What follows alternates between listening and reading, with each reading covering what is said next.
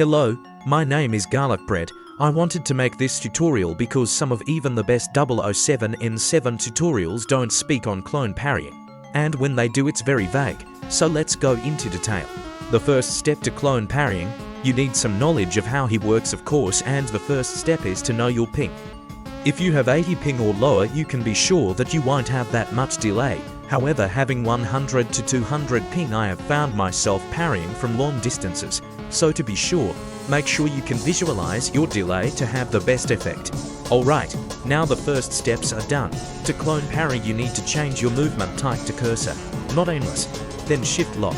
Not shift locking results in some inaccuracy of clone parrying. When you unshift lock, make sure you're holding your right mouse button, and if you did it correctly, your cursor should be at the middle of your screen on your head. The reason you want to do this is it's very accurate, and when you turn your clone will too. This is good for competent players trying to go around your clone. If they do this, just parallel their movement. However, this is for when the killer already expected it. There are two types of clone parrying. One, you were able to get the killer in the kill animation of your clone, and now you need to make the killer lose line of sight with you quickly. 2. The killer either expected it or they were able to react to it.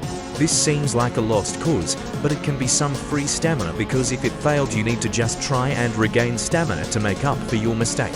Some killers are very aggressive and will try and go around it. You need to react and run parallel to them. Some killers won't engage, thus giving you free stamina when the killer gets aggressive. Again, they'll likely hit your clone if you react fast enough. When you are able to clone parry, it is very good, since it is basically 007N7's last resort of survival.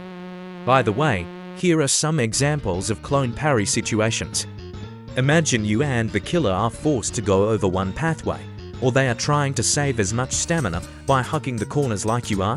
When they get too close, or you are at one stamina, or faking that you lost stamina, you can clone parry. Some killers just can't expect it, and if they do, it's kind of dumb, because 007 isn't like guest 1337... I will be accepting criticism, or if you need help in the comments. Goodbye.